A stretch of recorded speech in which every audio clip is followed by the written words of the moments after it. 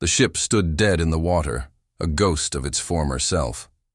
No longer a friend, the ocean breathed a quiet, salty sigh. Tattered sails, like the skeletal wings of a great beast, flapped softly against the mast. The air was a bitter cocktail of gunpowder, blood, and tar, the sea's last grim offering. Chains rattled, a sound that cut through the silence, as the women were forced across the deck. Their boots smeared the wooden planks, mingling seawater with the grim reminders of battle. Their faces, once hardened by sun and defiance, were now pale with defeat. These weren't wives or servants. They were pirates, female outlaws in a world that refused to believe they could exist. The men they once commanded lay scattered like fallen statues under a cold, indifferent sun. Anne's wrists were raw and bleeding beneath her irons, but her eyes were still burning bright, reflecting the endless horizon. She had once commanded storms and men with the same effortless will. The sea had been her sanctuary, her weapon, her kingdom. Now it looked away, as if ashamed of what it had created. Beside her stood Mary, her partner in crime and spirit. Her breathing was shallow, her silence a fortress. They didn't need words. What they shared was far heavier, the shared knowledge that once you've tasted true freedom, you can never forget it, even in a cage. Around them, British Marines moved with the slow, deliberate confidence of winners. Their boots hit the deck like hammers driving nails into the coffin of history. The Union Jack snapped above them, its bright colors a cruel mockery of the blood drying on the deck below. One officer, a young man with powder burns scarring his cheek, watched the women with a flicker of what looked like fear. He'd heard the whispers, the sailors' tales. They said these weren't just pirates, but witches of the deep, women who could summon storms with a curse and dance on the wreckage of their enemies. In the face of the unknown, superstition and terror become one. The journey back to port was a long, cruel torture. The ship groaned and creaked, like a gallows preparing for its grim work, carrying the condemned through pale days and starless nights. The sea, which once roared with the promise of liberty, now only whispered of betrayal. Every gust of wind seemed to carry the echo of their laughter, a memory of nights fueled by rum and rebellion. Now, there was only the soft clink of chains and the distant mocking cries of gulls, soaring, hungry, and free. When the harbor finally broke the horizon, it didn't look like salvation. It looked like judgment. Wooden cranes stood stark against the sky like rows of crosses. Soldiers lined the pier, their muskets gleaming in the light. The town was buzzing, the people murmuring about the captured pirate women. They would all come out to watch them paraded, to whisper prayers and hide their morbid curiosity behind a mask of piety. Women like this couldn't just be executed. They had to be made into a spectacle, a lesson. To punish them was to reassure the world that the natural order remained, that a woman's place was by the hearth, not at the helm of a ship, commanding the storm. They were marched through narrow, winding streets, past the very taverns where men once raised their glasses and toasted their incredible bravery. Now windows slammed shut. Mothers hurried their daughters inside. The salty smell of fish and smoke mingled with the sour scent of fear. But Anne's gaze never wavered. She looked into the eyes of the crowd, as if daring them to see not a monster, but a reflection of themselves. Very few could hold her stare. Inside the courthouse, the air was thick and stale. The magistrate's bench loomed like an altar, and the women stood before it like sacrifices. Their long list of crimes was read aloud, each word dripping with contempt: theft, violence, mutiny, heresy. But beneath all the legal jargon was a much deeper, unspoken crime, the crime of being something the world had no name for, the crime of daring to exist without permission. A clerk's quill scratched across parchment, documenting not just their words, but their defiant silence. When Anne refused to bow her head, the clerk faltered for a moment, then kept writing. Even her defiance was now evidence against her. The court called them unnatural. The church called them fallen. But the truth was far simpler. They had lived as men lived, and for that, the world could never forgive them. The captain of the Royal Navy ship was called to testify. He tried to hide the tremble in his voice with a veneer of authority. He spoke of the battle, of how the women fought like demons, how they commanded the cannons with a terrifying, unholy precision. He intended to condemn them, but with every word, he only added to their legend. The courtroom was captivated. Some looked on with disgust, but others with something dangerously close to admiration. When the verdict was finally read, it was no surprise. Death by hanging at dawn. The words fell with a crushing weight, yet the air that followed felt strangely light, as if some ancient primal hunger had finally been satisfied. As the guards moved to lead them away, Anne's voice cut through the silence. It was low, steady, and crystal clear. "You call us monsters," she said, "but we only took what the world denied us." Her words hung in the air like smoke that refused to clear. The magistrate shifted in his seat, visibly uncomfortable, and gestured for silence. But it was too late. Something in the room had shifted. The crowd's eyes now avoided hers. The same fear that had justified their capture was slowly turning into a collective shame. As night fell over the port, the cell door slammed shut with the finality of a closing prayer. In the darkness, the two women sat side by side, listening to the sea. The tide lapped gently against the stone walls, patient, relentless, eternal. Outside, torches flickered, illuminating the gallows that awaited the dawn. But inside, two hearts beat in sync with the distant surf. They had lived as outlaws. Tomorrow, they would die as symbols. The sea whispered beyond their window, a witness to it all. And in that profound stillness, the women closed their eyes, not in surrender, but in remembrance. They had conquered wind and wave. They had defied a world that builds its prisons from fear. And though the ropes were ready and the sentence was certain, the night itself seemed to pause, as if even time, just for a moment, had to bow before the sheer audacity of those who refused to kneel. Thank you for joining us on this journey into the past. If you were as moved by this story as we were, please hit that like button, subscribe to our channel, and ring the bell so you never miss another tale from the depths of history. We'll see you next time. The cell smelled of damp rope and decay. The walls, slick with moisture, seemed to pulse faintly in the candlelight, as if the very stone had learned to breathe with the condemned. For hours, there was only an uneven silence, broken by the scrape of rats and the slow drip of unseen water. When the door finally creaked open, the sudden brightness felt like a cruel joke. Two guards in red coats entered, followed by a man with a Bible pressed under his arm. Behind them all came the chaplain, his white collar glowing like a blade in the gloom. Anne didn't get up. She sat cross-legged on the straw, her wrists still raw from the iron shackles. The chaplain spoke her name softly, as though he were summoning a ghost. "Anne Bonny," he said, his voice echoing slightly. "The hour draws near. The court bids you prepare your soul." She lifted her eyes, her gaze calm and unblinking. "My soul," she murmured, her voice quiet but filling the cell like smoke, "has weathered worse storms than your mercy." The words hung in the air, dense, suffocating, impossible to ignore. Beside her, Mary Red sat with shallow breaths, one hand resting on the gentle curve of her stomach. A faint tremor ran through her fingers. The guards exchanged a glance. The rumor of her pregnancy had already spread through every corner of the port. It was the one thing, the only thing, that held the hangman's noose at bay.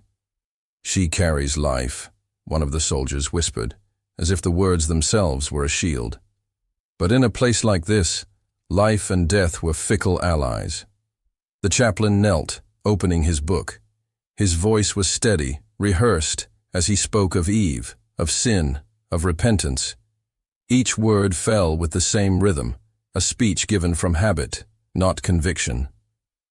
"Confess," he urged, "and ye shall find grace." But Anne's gaze had already drifted past him, toward the thin slit of a window. Beyond it, she could just make out the sea, distant, silver, and so terribly alive. She remembered nights when the waves had answered her laughter, when she and Mary had stood on the quarterdeck, fearless, their faces kissed by wind and salt spray. Now, it felt as if even the sea refused to look back at her.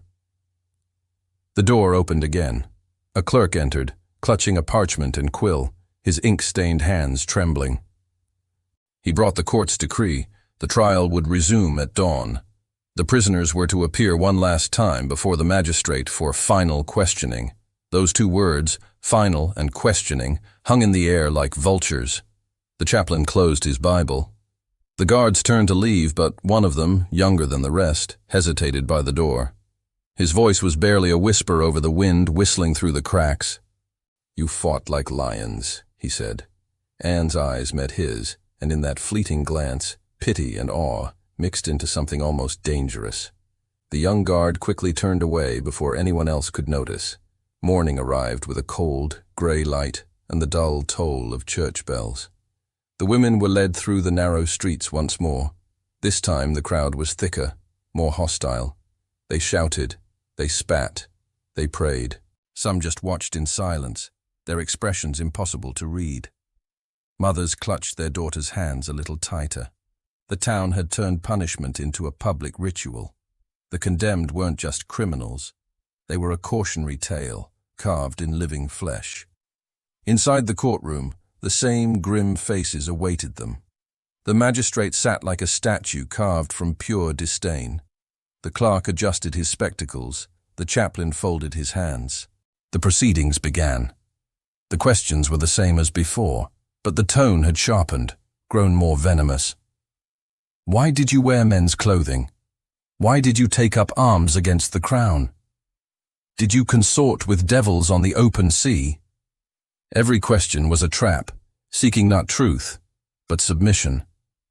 They didn't want a revelation. They wanted repentance. Anne answered with silence. Her refusal to speak became a weapon, sharper than any word she could have uttered. Mary, pale and trembling, managed a whisper when the judge finally mentioned her unborn child. "I plead my belly," she said, the ancient words falling into the stunned courtroom. Everything stopped. Even the judge's hand froze mid-air. The phrase was old, a legal loophole that could bind the law's cruelty in a temporary restraint. A pregnant woman could not be hanged until she had delivered her child. The court clerk hesitated before writing it down, repeating the words softly, "Plead your belly," as if tasting them for the first time. It seemed that mercy, in this case, came not from compassion, but from biology. The judge's gavel struck the table with a sharp crack. "The sentence is stayed," he declared, "until the birth." Murmurs rippled through the crowd. Some muttered prayers, others curses. Anne looked at Mary and saw a mix of relief and despair. For Mary, there was a reprieve. But for Anne, whose womb was empty, her fate was already measured. She felt the room tighten around her like a closing fist. As the session ended, the chaplain approached her one last time. "You are offered grace," he said, his voice laced with a strange urgency. "Confess, and your soul may yet find peace." Anne rose slowly to her feet, her chains dragging against the stone floor. "Peace?" she asked, her voice low and steady. "You mistake it, Father. I do not seek peace. I seek memory." The chaplain faltered, his words caught somewhere between pity and fear. Before he could answer, the guards took her by the arms and led her out into the cold. Outside, the air reeked of rain and ash. The gallows loomed at the far end of the square, half-built, but waiting. Anne stared at it, her expression unreadable. Around her, the world moved on as if nothing sacred had just been decided within those walls. Market stalls reopened, children laughed, the tide rolled in. Life, in its brutal indifference, simply continued. That night, thunder rolled across the harbor. A storm broke just after midnight, tearing at the city's shutters and drenching the gallows in sheets of rain. In her cell, Anne sat awake, tracing the rhythm of the thunder as if listening for an old friend's voice. Mary slept fitfully beside her, perhaps dreaming of the child that would buy her a little more time. The sea roared beyond the walls, a sound too vast for pity, too ancient for forgiveness. Somewhere in the darkness the chaplain prayed, for their souls, or maybe for his own. He had seen too much defiance in Anne's eyes, too much hunger for truth in the silence of her chains. It was far easier to believe she was cursed than to accept that she was, quite simply, free. When dawn returned, the storm had passed. The sun rose over a soaked city, painting the world in bruised shades of purple and gray. The execution scaffold gleamed wetly in the morning light, waiting.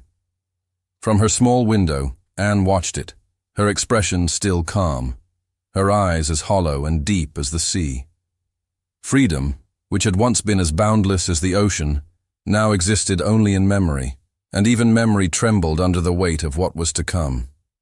Yet still, she refused to kneel, and though the guards had whispered that she would break before morning, the cell remained silent. There were no prayers, no cries. Only the soft sound of chains shifting as she lifted her head toward the light. The day of judgment had come, but the condemned did not beg. She merely smiled, faintly, like the first flicker of dawn on a dying wave, as if she already knew that history, cruel and watchful, would one day speak her name again. The morning arrived, pale and unforgiving. Long before the sun crested the horizon, the town was already stirring, as if eager to witness Defiance being put to death. A low, clinging mist turned the gallows silhouette into something almost sacred, a grim altar in the town square. Slowly the space filled. Merchants, beggars, soldiers, and the curious all gathered to see what justice looked like when it was draped in fear. The air was thick with the smell of wet wood, sweat, and the faint, sweet scent of molasses drifting from the nearby docks. In the distance, bells began to toll, not as a call to prayer, but as a summons to a spectacle. In the shadow of the scaffold stood Anne Bonny. Her wrists were bound, her hair matted with rain from a sleepless night. Her face was drawn, but her eyes, they still burned with the untamed memory of wind and open water. Above her, a rope hung like an accusation carved into the sky. Yet she felt no panic, only a deep, cold understanding that the world had already decided what kind of woman she was allowed to be. Her freedom had been a brief, beautiful rebellion. Now she was to pay the price for daring to live it. Beside her, Mary Red leaned against a wooden post, her body frail, her face colorless. The fever that had seized her during a storm at sea had not released its grip. A midwife had inspected her earlier, speaking in hushed tones to the guard, her expression unreadable. "She carries death," the woman had said, "not life." The words settled like ash. The unborn child, the one that had stayed the hangman's hand, was gone. With that single breath, any mercy the law had delayed vanished. The law, now free of its hesitation, would soon claim Mary as well. Anne turned to her, the chains between them rattling like a cruel kind of music. "Rest," she whispered. Mary tried to smile, her lips cracked and pale. "We'll see the sea again," she murmured, her voice barely a thread of sound. Then her head dropped, her breathing slowed. The guard shouted for help, but no one moved. Within moments it was over. Mary Red, pirate, soldier, outlaw, had died not on the rope, but in the quiet stillness before the dawn. The chaplain crossed himself. The magistrate signed a paper. History closed her ledger on Mary Red. But Anne did not weep. The tears had been burned out of her long ago. She only looked toward the gallows, as if the horizon had simply changed its shape. They brought her out at first light. The rain had washed the streets clean, but it couldn't wash the judgment from the eyes of the crowd. Some jeered, others crossed themselves in a show of piety. Children clung to their mothers, a mixture of curiosity and fear in their wide eyes.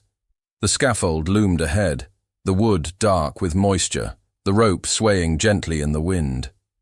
A line of soldiers stood guard, their muskets gleaming like teeth. The hangman adjusted the knot, his face as blank as old stone. To him, she was just another name on a list, another neck to measure. As Anne climbed the steps, the boards creaked under her bare feet, each sound echoing like a final heartbeat.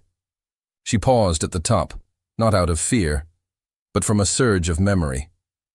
The last time she stood this high, she was on the deck of a ship, shouting commands into the wind, the entire world spread out beneath her. Now, her world had narrowed to this single platform and a waiting rope. The chaplain approached, his Bible in hand. "This is your final chance," he said softly. "Confess, and your soul may be forgiven." She met his gaze, her voice calm, deliberate. "You fear for my soul because it is freer than yours." He flinched, trying to hide it. "God forgives all who repent." Anne offered a faint smile. "Then let him come down and ask me himself." The hangman shifted impatiently. A murmur rippled through the crowd. Somewhere a gull cried out, a sharp, lonely sound that cut through the fog. A soldier began to read her crimes aloud. Piracy, theft, murder, mutiny. Each word was spoken with ritual precision, as if the language itself could purify the act of killing. But beneath the formality lay a much older, darker message, a warning to all who listened. This wasn't just the death of a criminal. It was the burial of a question the world didn't want to ask. What happens when a woman refuses to be small? The hangman slipped the rope over her neck. The hemp felt coarse and damp against her skin. She looked out at the crowd, a blur of distant, unreal faces. Her gaze, however, lingered past them, fixing on the faint glimmer of the harbor beyond. The sea was there, just past the warehouses, breathing like a living thing. She wondered if it would remember her. She hoped it would. For a moment, a profound silence fell over everything. Even the gulls stopped crying. The wind died down. Then, the hangman pulled the lever. The trapdoor fell. The sound was final, hollow, swallowed by the fog. The crowd gasped, a collective rehearsed sound of grief. But Anne's body hung still, her face serene, almost peaceful. The chaplain closed his Bible. The magistrate turned away. A soldier crossed himself. It was over, or so they thought. But in that silence, something shifted. Perhaps it was just the sound of the rope straining, or maybe it was imagination. But those who stood closest swore they heard the faint, echoing sound of waves. It rolled across the square, low and rhythmic, like the ocean remembering her name.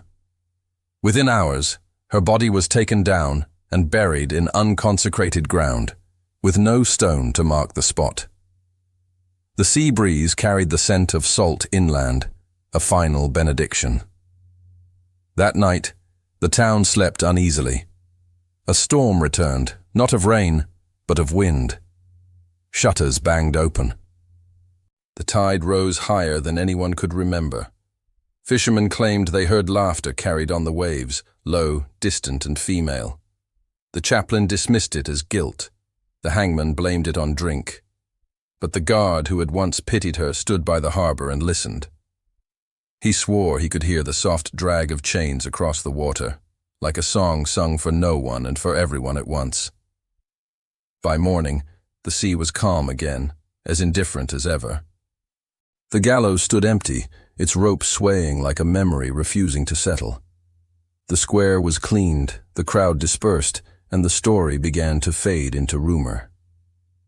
But beneath the calm surface of the empire, a whisper persisted, that somewhere, in the restless heart of the ocean, freedom still lived, and it wore the face of a woman who never bowed. And though the official record would state she died that morning, history itself seemed uncertain. Because even in death, Anne Bonny's defiance had outlived her body. She had stolen one last victory from those who thought they had ended her. The rope took her breath, but it could not take her name. And in every storm that followed, when the sea rose against the shore, it seemed to murmur her legacy, that no law, no God, no gallows could ever truly drown what was born of the wind. Thank you for joining me on this journey into the past. If you found this story as powerful as I did, please consider liking this video and subscribing for more tales of history's most defiant figures. Until next time, stay curious. The storm was over, but Pompeii remained wrapped in a silence thicker than death itself, heavier than the very ash that had buried it. Among the ruins, archaeologists moved like ghosts, their brushes gently sweeping away centuries of grief. I was one of them. My name is Lucia, and my gloved fingers trembled as they traced the faint imprint of a woman's hand, forever frozen in the volcanic plaster. I'd uncovered countless remains before, but this one felt different. It felt like it was reaching for me. Professor Alden, our lead archaeologist, watched from a distance. "You feel it too, don't you?" he asked, his voice a low murmur. I couldn't answer at first. My breath caught in my throat as I stared at the wall. It's as if she was trying to tell someone. Something, I finally managed. Like she knew she'd never be found. Alden stepped closer, his boots sinking into the soft gray ash. "Every soul here was trying to be heard, Lucia. We're just the ones who finally came to listen." But I shook my head, unconvinced. "No, this is different. Look at her posture. She wasn't hiding. She was reaching out." My colleague, Matteo, crouched beside the imprint, his brow furrowed in concentration. "Reaching for what? The gods? A child?" I hesitated, a strange certainty washing over me. Maybe a promise. Alden turned, his gaze drifting toward the horizon where Mount Vesuvius loomed, a slumbering giant against the red dusk. The mountain had taken so much, but in its destructive fury, it had also preserved everything. Every single discovery, every unearthed object, was a heartbeat resurrected from the past. As daylight began to fade, I wandered toward the edge of the excavation site. Another team had just uncovered a small room. It looked like a bakery. Inside, a half-burnt loaf of bread still sat in the oven, perfectly preserved by the intense heat. The sight made my chest tighten. They were just preparing for the day, I whispered to myself. They didn't even have time to close the door. Matteo joined me, his face grim. The eruption must have hit without any warning. But Alden, who had followed us, disagreed. His voice was low and grave. "Oh, there were warnings. The earth trembled for days, ash began to fall, but their faith was stronger than their fear.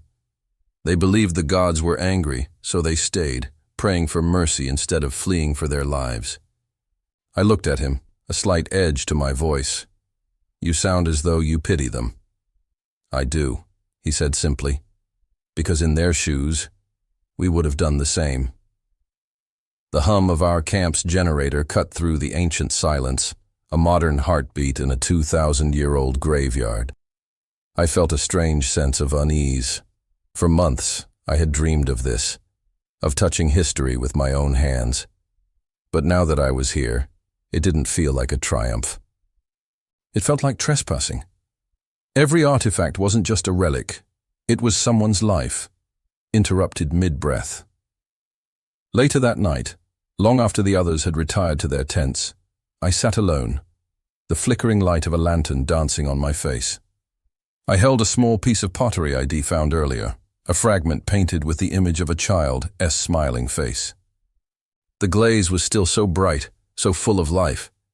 There was something hauntingly familiar in that tiny smile. "You're not sleeping again." It was Alden. He approached quietly and crouched beside me. "I can't," I admitted. "It's like they're still here." He nodded slowly. "Maybe they are. History isn't buried, Lucia. It's waiting."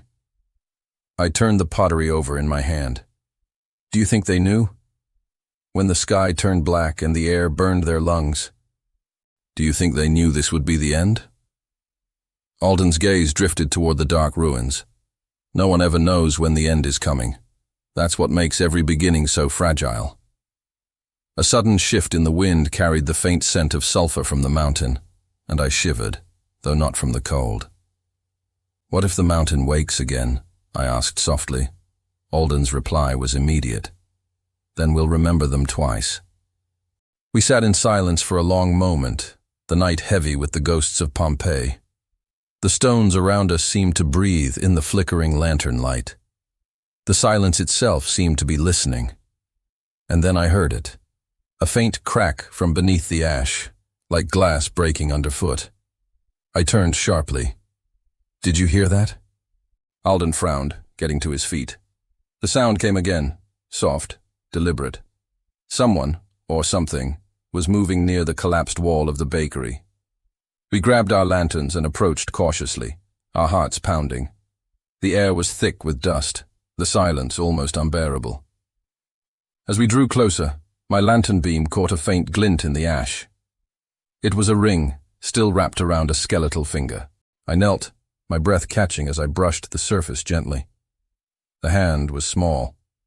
Too small. My voice trembled. A child.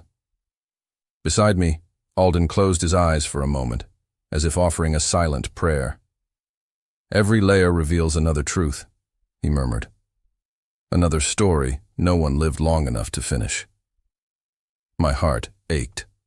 I wanted to look away, but I couldn't. The tiny bones seemed to be reaching toward me, just as the woman's imprint in the wall had. Reaching for comfort, for hope, for something that never came. In that moment, I felt the crushing weight of 2,000 years pressing down on me. I finally realized that Pompeii wasn't just a tragedy preserved in stone. It was a mirror.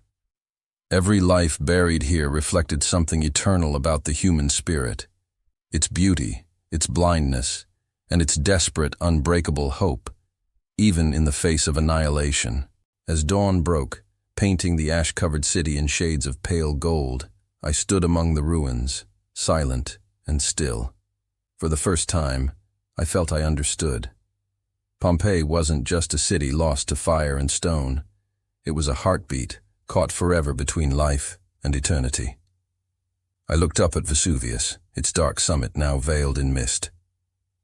They're not gone, I whispered. They're just waiting for us to remember. Alden stepped beside me, his expression solemn but certain. Then let's make sure we do. As the first rays of morning light touched the ancient stones, it was as if the city itself exhaled a soft, ghostly sigh. After centuries of silence, someone had finally heard its story. The ashes no longer looked dead. They looked alive, and beneath them, history was beginning to stir once more. Thank you so much for joining me on this incredible journey back in time. The stories of Pompeii are a powerful reminder of our shared human experience. If you were moved by this story, please like, share, and subscribe to our channel for more explorations into the echoes of the past. We'll see you on the next adventure.